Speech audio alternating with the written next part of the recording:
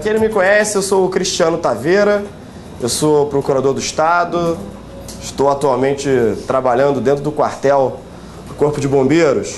Fui convidado para dar essa aula para vocês, que é a Maratona de Informativos do Supremo.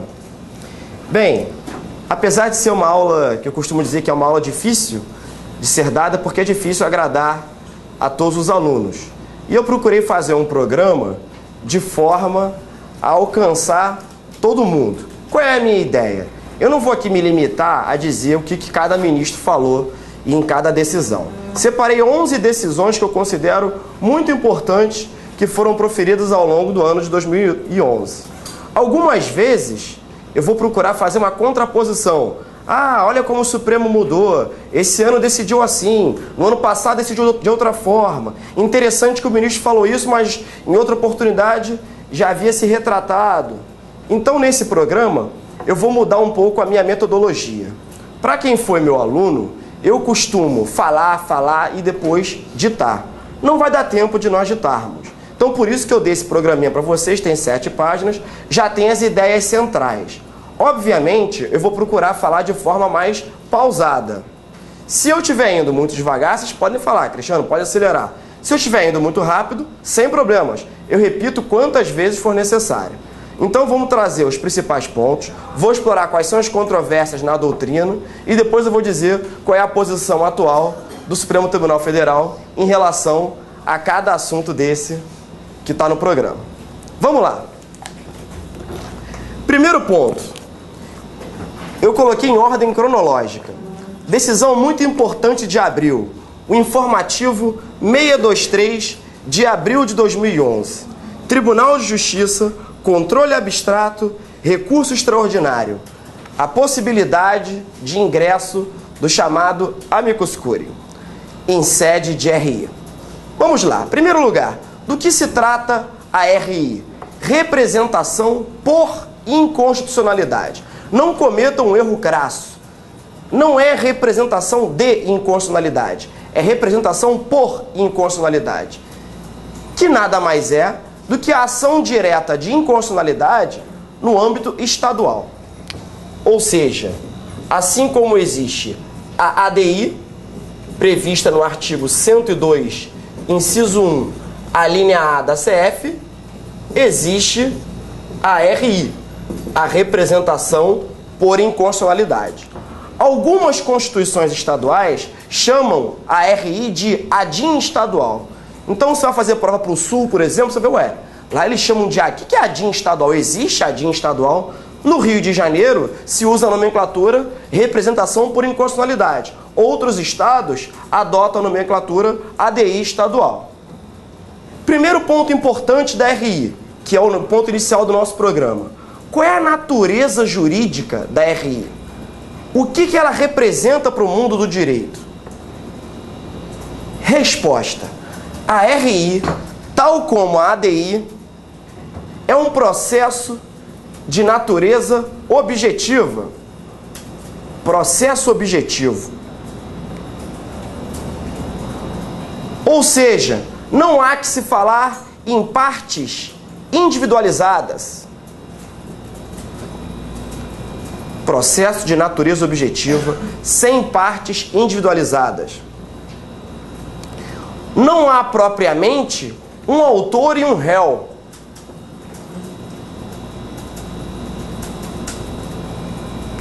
Mas um representante e um representado. Essa é a nomenclatura utilizada pelos tribunais superiores. Representante, quem propõe a ação. E quem é o representado? Já que não é réu, por que tem esse nome? Resposta. É quem tenha participado da elaboração do ato normativo.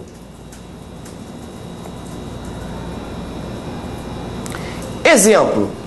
O caso mais comum. Uma lei estadual de iniciativa parlamentar, quem vai ser o representado? A Assembleia Legislativa. A lei foi sancionada pelo governador? Foi. Então ele também participou. Então vão ser 2 representados. A Assembleia Legislativa e o governador do Estado. Ah, o governador não participou, ele vetou, então ele não é representado. Só é representado quem tenha participado do processo de formação do ato. Há pouco tempo atrás, por exemplo, tive oportunidade na Procuradoria de me manifestar uma RI proposta contra uma resolução do Procurador-Geral de Justiça.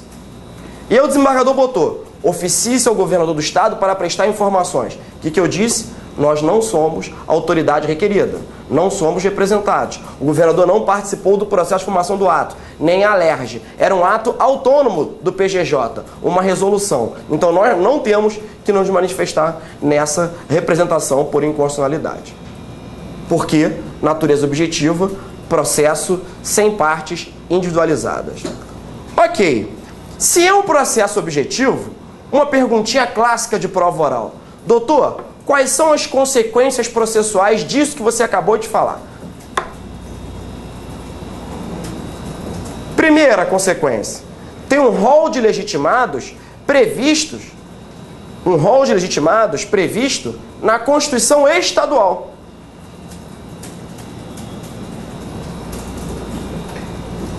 Veja-se que o artigo 125 da Constituição Federal diz: compete a cada estado instituir a RI, sendo vedada a legitimação a apenas um órgão. Então é a cada Constituição de cada estado que vai definir. Aqui no Paraná, o rol de legitimados é o seguinte, em São Paulo é o seguinte, no Rio de Janeiro é o seguinte. Só não pode ter um legitimado só, tem que ter pelo menos dois. Em geral, quem são os legitimados? Em geral, governador do estado, prefeito, Assembleia Legislativa, deputado estadual, OAB, partido político e a confederação sindical. Esses legitimados costumam estar em todas as constituições estaduais. Segunda consequência processual: não se admite desistência. Uma vez provocada a jurisdição do Tribunal de Justiça, não cabe desistência. Há pouco tempo atrás, eu estava numa assessoria de uma secretaria e me perguntaram: doutor, não tem como a gente desistir dessa RI? Não, não tem como. Terceira consequência, e é a que mais nos importa nesse momento: não é cabível intervenção de terceiros.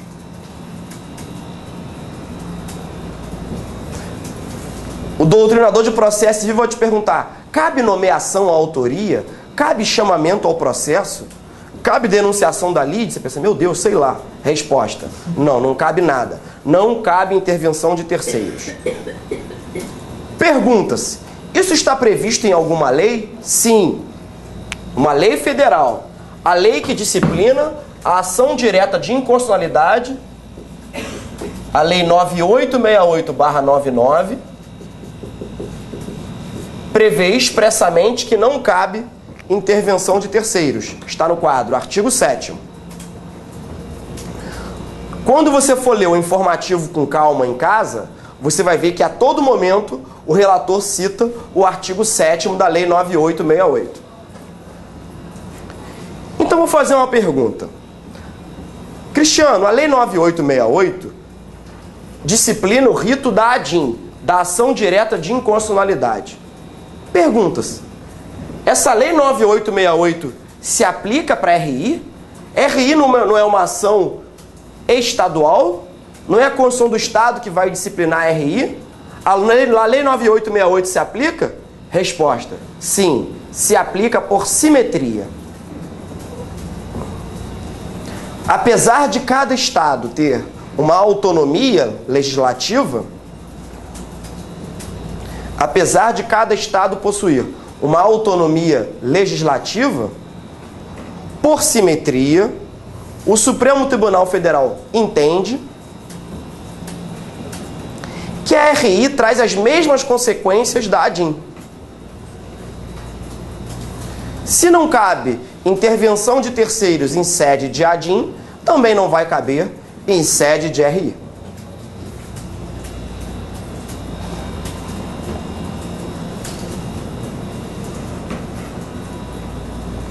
Ok. Pergunta. Quanto à competência, quem é que tem competência para julgar a representação por inconstitucionalidade? Resposta. O órgão especial do Tribunal de Justiça. Cada Tribunal de Justiça possui um chamado órgão especial. Em alguns lugares é chamado de pleno. Composto por desembargadores, em regra, escolhidos por antiguidade, a quem compete julgar RI.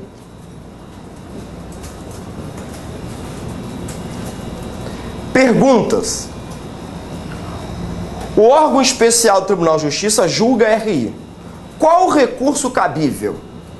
Então, o órgão especial do TJ do Rio, por exemplo, composto por 25 desembargadores, precisa da maioria absoluta para dizer que uma lei é inconstitucional. Ponto. Consegui 13 votos. Tem algum recurso cabível? Sim. Além de embargos declaratórios, caberá recurso extraordinário endereçado ao STF.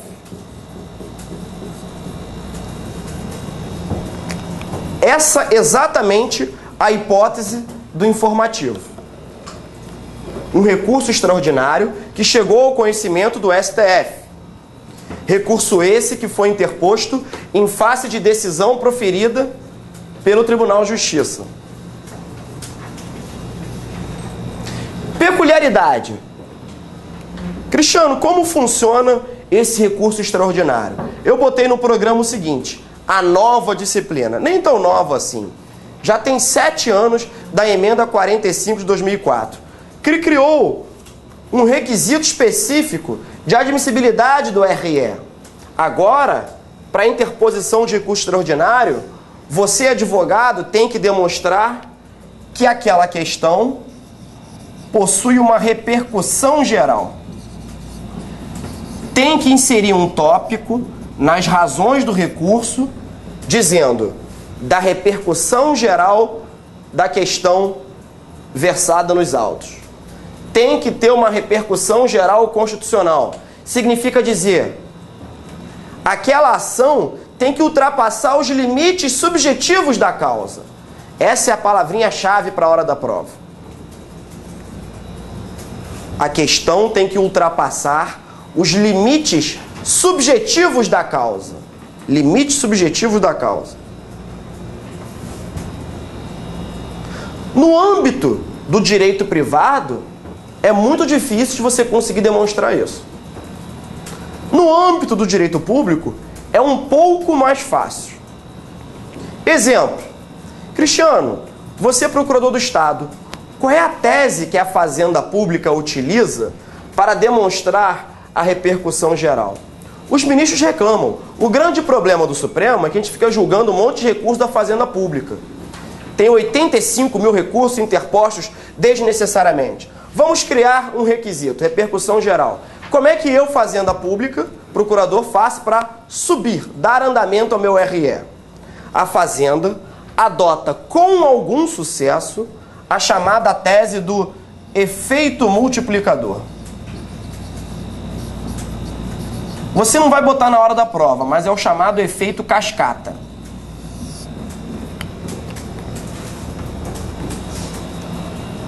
O que a gente busca provar é que, às vezes, um remédio para um paciente, uma revisão de benefício previdenciário para um pensionista, considerando que são diversos contribuintes, considerando que são diversos servidores, diversos pensionistas, diversos doentes, aquilo pode causar um efeito multiplicador. Aquilo pode ser capaz, e essa é a palavra que eu quero que vocês anotem, causar uma grave lesão à ordem e finanças públicas. Essa é a palavra-chave.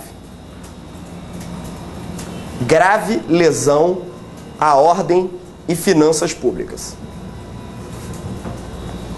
Então eu vou dizer, excelência, tudo bem que é um servidor que pede R$1.000. Só que não é um servidor, são 80 mil professores, 40 mil PMs, 20 mil médicos. Isso pode causar um grande abalo nas finanças públicas. Você precisa admitir o meu recurso extraordinário. Ok. Voltando ao ponto central do informativo. O recurso extraordinário chegou ao conhecimento do STF. Recurso esse interposto em face de decisão do TJ. Quem tem legitimidade recursal nesse caso? A. O requerente ou um dos requeridos. No caso, o representante, quem ajuizou a RI, se tiver perdido, por exemplo, pode interpor recurso extraordinário. Algum dos representados também. E aí vem a pergunta, que essa é a grande novidade do Supremo Tribunal Federal. Algum terceiro teria legitimidade para participar dessa decisão aqui no Supremo? E a resposta é sim. Olha para o quadro. Artigo 7º da Lei 9868. Não será admitida a intervenção de terceiros. No entanto, a própria lei admite a figura do amicus curiae, que significa amigo da corte, o colaborador informal. Então anota essa expressão. O amigo da corte, o colaborador informal. Que pode, é uma faculdade do relator, pode ser admitido mediante despacho irrecorrível.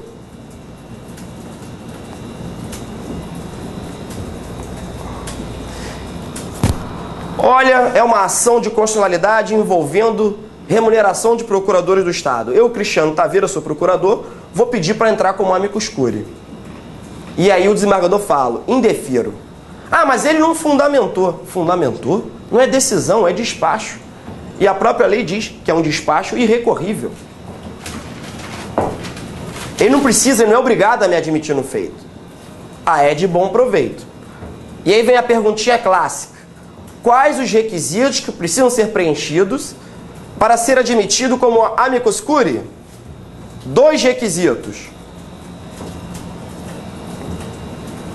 Relevância da matéria.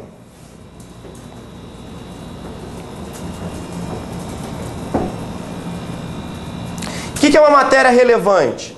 É uma matéria que tem uma repercussão geral constitucional. Segundo, representatividade do postulante. Representatividade do postulante. Aquela pessoa que pede para entrar como amicus curiae tem que ser um postulante representativo. Eu sou procurador do Estado. Pô, meu filho, mas você é um procurador só. Quem seria o legitimado nesse caso? Você não tem uma associação? Imagina se cada procurador do Estado pedir para dar pitaco naquela ação. Não vai acabar nunca o julgamento daquela RI. Você não tem uma associação? Temos. Associação dos Procuradores. Então esse vai ser o postulante representativo. Ah, eu moro na Barra da Tijuca e tem uma lei de IPTU aí do Rio de Janeiro. Peraí, você não tem um postulante representativo? A Câmara Comunitária, a Associação dos Moradores da Barra. Ah, eu sou dono de uma empresa que a lei é afetada. Peraí, você é dono de uma empresa, você não tem um sindicato? Esse vai ser o postulante representativo. Nesse caso concreto, que era um caso em que se julgava um ato normativo envolvendo a livre iniciativa, o Supremo admitiu como amicus curiae o CAD,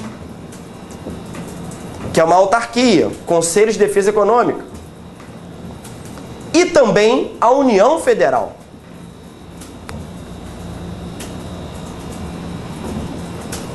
Pergunta: Cristiano, pessoa jurídica de direito público interno, União, Estado, município, pode ser amicus curiae? Olha a grande novidade, pode. E o Supremo ainda fala assim, nesses casos, a representatividade é presumida. Olha que beleza. Esse, para mim, é um grande ponto interessante da decisão.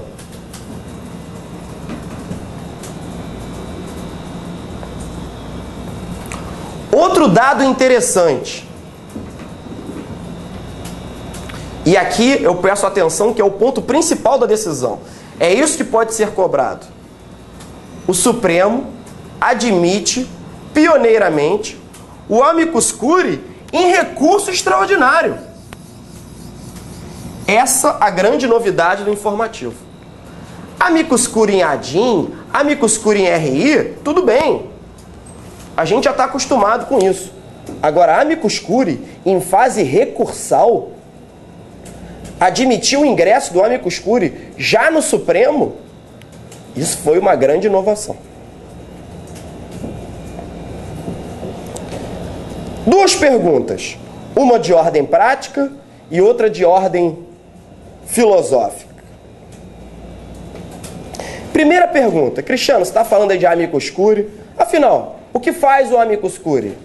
Do ponto de vista prático, processualmente falando, uma vez admitido o seu ingresso, ele pode fazer duas coisas. Uma, apresentar memoriais. Nada mais é do que uma petição. Apresentação de memoriais. Nada mais é do que uma petição, uma manifestação, em que ele diz por que ele é contra ou não a constitucionalidade da lei.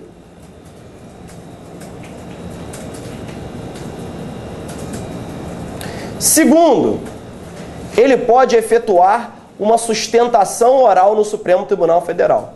Ele vai ter 15 minutinhos contados no relógio para fazer uma sustentação oral.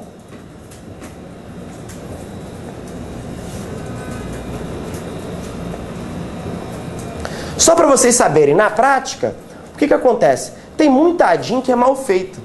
Tem muita RI, como na hipótese, que ela é mal feita. E aí acaba que o amicus curiae acaba consertando eventuais defeitos da inicial. Quem me garante que uma inicial feita pela confederação sindical, não sei do que, vai ser bem feita? Quem é o advogado da confederação? E o Supremo Tribunal Federal vai julgar uma questão que é importante? Não, não. Vamos pedir para entrar como amicus curiae e vamos contratar algum advogado importante para fazer memoriais de 40 páginas, despachar ministro com ministro no dia anterior e ainda fazer uma sustentação oral, no caso concreto, no momento do julgamento da ADIM ou da RI. É isso que acontece na prática. Beleza, mas não é isso que é cobrado em prova. Isso é só para vocês entenderem. Do ponto de vista filosófico, agora sim, para fins de concurso. De onde surgiu essa história do amicus curiae? O amicus curiae, resposta, serve para conferir legitimidade democrática para as decisões do Supremo Tribunal Federal.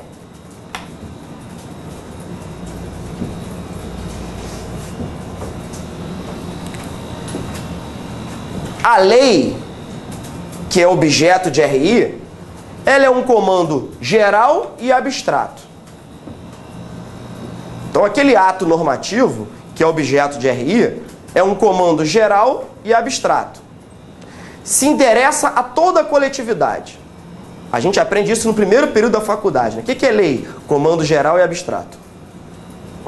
Então, se aquela lei se interessa a toda a coletividade, nada mais justo que a coletividade possa participar do julgamento. Daí que vem uma ideia, há muito tempo sedimentada na doutrina de direito constitucional, chamada de, isso não está no roteiro, e essa é a palavra-chave, sociedade aberta dos intérpretes da Constituição. Repetindo, sociedade aberta dos intérpretes da Constituição.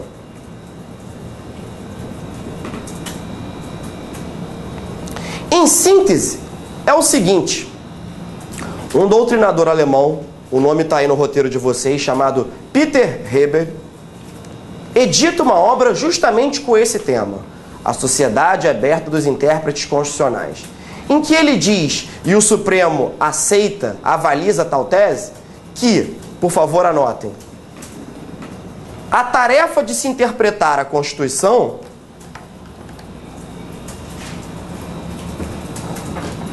é de competência de todos os agentes.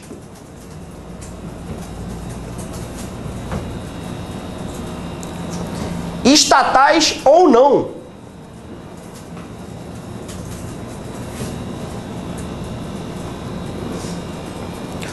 Ao judiciário compete tão somente dizer o direito com definitividade. Em outras palavras, o que o Peter Haber fala é o seguinte: todo mundo pode interpretar a Constituição. Peraí, mas não é o Supremo que julga? É. Qual é a característica básica da jurisdição? Você aprende isso em Teoria Geral do Processo. Definitividade. Ele que vai dizer por último, mas eu posso interpretar. Ah, então chegou um IPTU lá em casa. Eu acho que aquela lei é inconstitucional? Eu posso rasgar o boleto? Pode. A desobediência civil é permitida. Agora, se depois o Supremo disser que aquela lei é constitucional, você vai pagar a multa, juros de mora, vai ter a casa penhorada.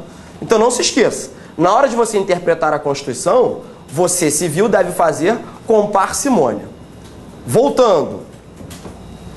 Sociedade aberta dos intérpretes. O judiciário é um intérprete qualificado das leis. Eu queria que vocês ficassem com essa expressão. O judiciário é um intérprete qualificado das leis.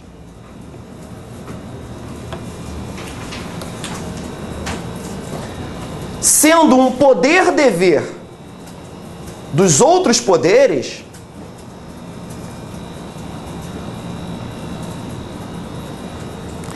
zelar pela supremacia da Constituição.